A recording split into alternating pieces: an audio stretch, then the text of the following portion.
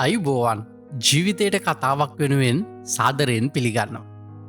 අද අපි කතා කරන්න යන්නේ අපේ ජීවිතවල තීරණ ගැනීම සහ මානසික පීඩනය කළමනාකරණය කරගන්නේ කොහොමද කියන එක ගැන.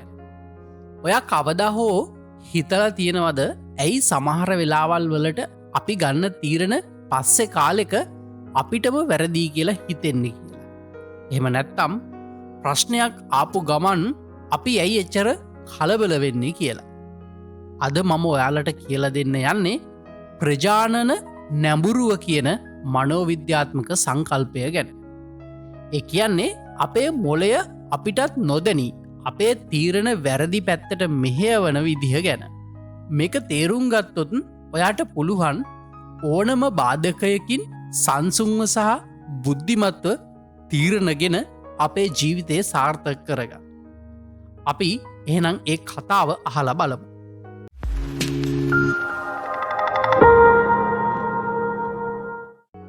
මේ කතාව කමල් ගැන. කොළඹට නුදුරු නගරයක ජීවත්වන කමල් කියන්නේ මැදිවයසේ පසුවෙන තමන්ගෙම ව්‍යාපාරයක් කරන්න උත්සාහ කරන කෙනෙ. යට ඕන වනේ වාහනට කුලියට දෙන වගේම ප්‍රවාහන සේවාවන් සපයන ආයතනයක් පටන් ගන්න. ලොකු උනන්දුවකින් කමල් තමල්ළඟ තිබුණු සල්ලි ටික එකතු කරලා ලීසින් එක්කුත් දාලා ටිකක් පරණ වාහනයක් ගන්නවා. මුල්ම දවස්ටිකේ කමල් හිටිය හරිම සතුටි. දැන් මගේ හැම ප්‍රශ්නයක්ම ඉවරයි කියල තමයි එයා හිතුවේ. හැබැයි සතියක් යන්න කලින් ප්‍රශ්න පටන් ගත්තා.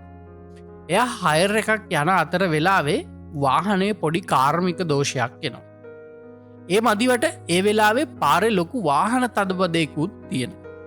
පාරිභෝගිකයට පරක්කු වෙන නිසා එයට තරහ ගෙහිල්ලා කමල් ටිකක් දොස් කියන්නත් පටන් ගන්නවා. කමල් මේ වෙලාවේ ගොඩක් කලබල වෙනවා. එයට හිතෙනවා මංගත්ත තීරණය වැරදි. මේ වාහනයට මම අහු වුණා මේක මට අසුබයි කියලා. එයා ගෙදරාවේ මල පැනලා බිරිඳත් එක්කත් රණ්ඩු වුණා. අපි මේක විකුණලා දාමු. මට මේක කරන්න බෑ කියලා කමල් හයියෙන් කෑ ගැහුවා. එදා රෑ කමල්ට නින්ද ගියම නෑ. එයාගේ ඔළුවේ තිබුණෙම එකම එක දෙයයි. ඒ තමයි මං අසාර්ථකයි. මේ වාහනේ මට හරියන්නෑ. මේ ව්‍යාපාරය මට කරන්න බෑ කියල. මෙයා මෙහෙම දවස් කීපයක් ගත කර. දවසක් කමල්ගේ පරණ යාළුවෙක් වෙන සුනිල් එනවා. සුනිල් මනෝවිද්‍යාව ගැන ටිකක් දන්න කෙනෙක්. කමල් තමන්ගේ කලකිරීම මේ සුනිල්ට කියනවා. සුනිල් හිනහ වෙලා මෙහෙම කියනවා. කමල් ප්‍රශ්නය තියෙන්නේ වාහනයවත් ඔබේ ව්‍යාපාරයවත් නෙමෙයි. ඔයා ඒ සිද්ධිය දිහා බලන විදිහි. ඔයා දැන් ඉන්නේ නෙගෙටිව් පිල්ටරින් කියන තත්වේ. ඒ කියන්නේ දේවල් 10ක් හොඳට සිද්ධ වෙද්දි එක වැරදි දෙයක් ගැන සම්පූර්ණ අවධානය යොමු කරලා මුළු වැඩේම වැරදිී කියලා හිතන මානසික තත්ත්වයක කියලා මේ සුනිල් පැහැදිලි කරලා දෙනවා. සුනිල් කමල්ට කියනවා ඔයා පොතක් ගන්න. වාහනය ගත්තට පස්සේ වෙච්චි හොඳ දේවල් සහ නරක දේවල් වෙන වෙනම ලියන්න කිය. ඉතින් කමල් මේක කරනවා. නරක දේකට කමල්ට ලියාගන්න පුළුවන් වුණේ වාහනේ කැඩිච්චි එක සහ පාරිභෝගිකයා බැනපු එක විතරයි. එත් ඔවුට හොඳ දේවල් විදිහට වාහනේ හරිම ලස්සනයි, තෙල් පිච්චන එක හරිම අඩුයි, පාරිභෝගිකයා බැන්නට වැඩිපුරත් සල්ලි දීලා ගියා, කාර්මික දෝෂයක් ආවට එක හදාගන්න ගියේ රුපියල් 2000ක් වගේ පුංචි මුදලක් වගේ තව ගොඩක් මේ ගැන හොඳ දේවල් ආවා. කමල් එක ලිව්වට පස්සේ තමයි කමල්ට තේරුණේ එයා පොඩි ප්‍රශ්නයක් ලොකු කරගෙන මුළු ජීවිතේම අසාර්ථකයි කියලා හිතුව බව. කමල් ආයෙත් වැඩ පටන්ගත්. හැබැයි මේ පාර එයා ප්‍රශ්න ආපු ගමන් කලබල වුණේ නෑ. එයා හිතුවා මේක තාවකාලික බාධාවක් විතරයි කිය. අද වෙද්දි කමල්ගේ ව්‍යාපාරය සේවකයින් කිහිප දෙනෙක් වැඩ කරන සාර්ථක ව්‍යාපාරයක් බවට පත්වෙලා තියෙන. එකට හේතුව තමයි එයා ඉගෙන ගත්තා කලබල වෙන්නේ නැතුව තීරණ ගන්නේ කොහොමද හරියටම කියන එක ගැන. ඉතිං ඔන්නෝක තමයි කමල්ගේ කතාව. අපි වලමු මේ කමල්ගේ කතාවෙන් අපිට ඉගෙනගන්න පුළුවන් පාඩම් මොනවද කියලා. පළවෙනි එක තමා අන්තගාමී සිතුවිලිවලින් වලකින්න ඕන කියලා. ඒ කියන්නේ දේවල් හොඳ හෝ නරක කියලා දෙකට බෙදන්න යන්න එපා.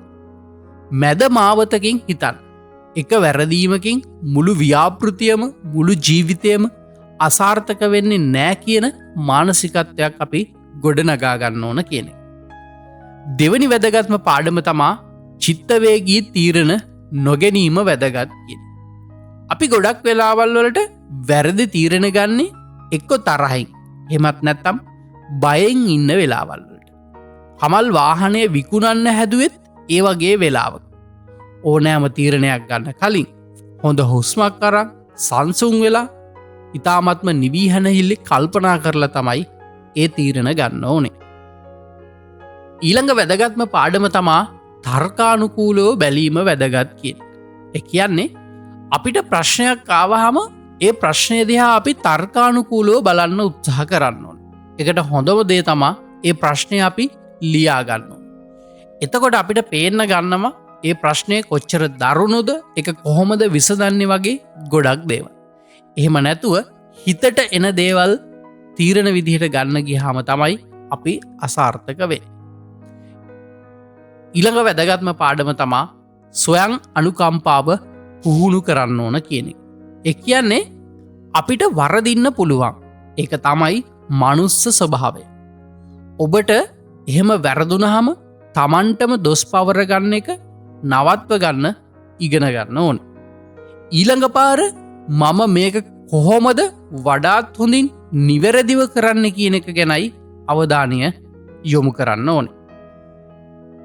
ඉතින් මෙන්න මේ වගේ දේවල් ටිකක් තමා මේ කමල්ගේ කතාව හරහා අපේ ජීවිතයට එකතු කරගන්න පුළුවන් වෙන.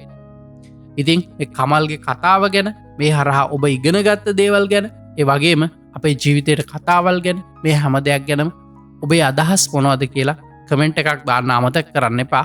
ඒක අපිට ඉතාමත්ම වැදගත්. එහෙනම් ආයෙත් දවසක අපි ජීවිතයට කතාවක් එක්ක හමුවෙමු. අපිත් එක්ක දිගටම රැඳිලා ඉන්න මේ වගේ කතාවල් අහන්න කැමති කෙනෙක්න. ඔබට ජයග්‍රාහී සුබ දවසක් වේවා.